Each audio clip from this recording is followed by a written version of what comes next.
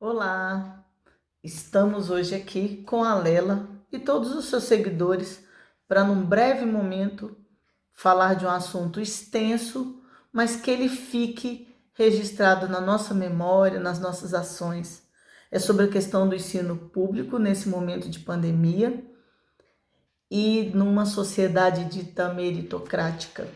Vamos partir do pressuposto de que a escola pública, ela deveria, ou seja, ela é para todos e todas e deveria ser para todos e todas, mas alguns partem de outros locais.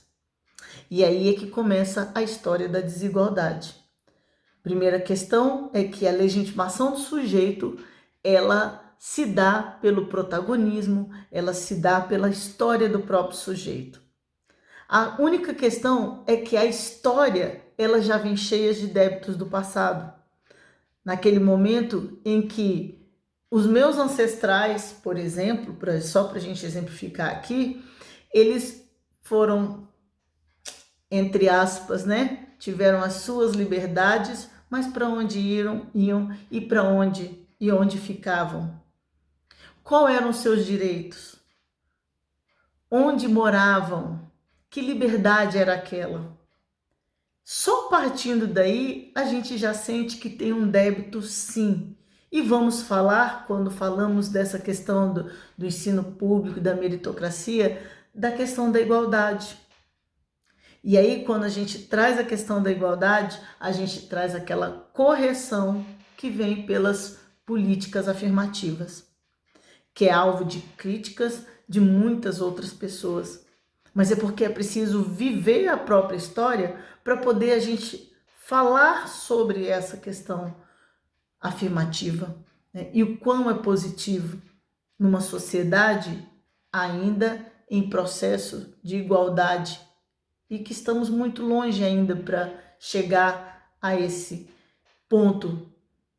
Então, quando a gente fala de ensino público, a Secretaria de Educação é um lugar de pertencimento. Os indígenas, os quilombolas, os adolescentes do sistema socioeducativo, os estudantes das altas habilidades, e todos vão entrando nesse processo da educação. E isso é bom.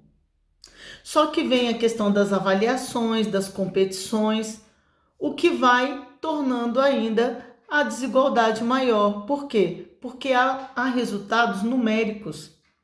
E aí, mais uma vez, precisamos observar e entender como está acontecendo de fato o direito das aprendizagens para as aprendizagens.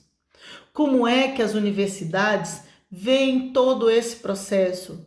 Como é que nós, professores, também vamos repensar esse processo da questão das aprendizagens? Para que a gente possa, mais uma vez, pensar nessa corrida da igualdade e da desigualdade. E nesse momento de pandemia, nós estamos vivendo também esse estresse emocional. E vamos dizer, entre os adolescentes. Porque uns que já saíram na frente, eles já estão pensando nas avaliações. Outros que estão aqui no sistema público de ensino, eles ainda estão no processo de como vai acontecer tudo isso. E mais uma vez, a história nos freando. Quando é e onde é que nós vamos parar dentro desse sistema? Gera o estresse, porque aí o adolescente está prestes a terminar a primeira etapa dos seus estudos, mas aí tem que arrumar um emprego, e aí tem que sustentar alguém, e o outro já tem alguém para sustentá-lo. E esse estresse aumenta cada vez mais quando ele se sente responsável por sustentos, quando ele se sente responsável por sua própria casa, e aí entra a questão das famílias, e vai gerando outros tipos de estresse, onde o adolescente muitas vezes vai desistindo de viver, desistindo de estudar. E mais uma vez, a história freando o protagonismo do sujeito, a sua legitimação. É por isso que é importante a gente cada vez mais pensar, né, nessa situação de como é que vamos enfrentar todo esse momento de pandemia.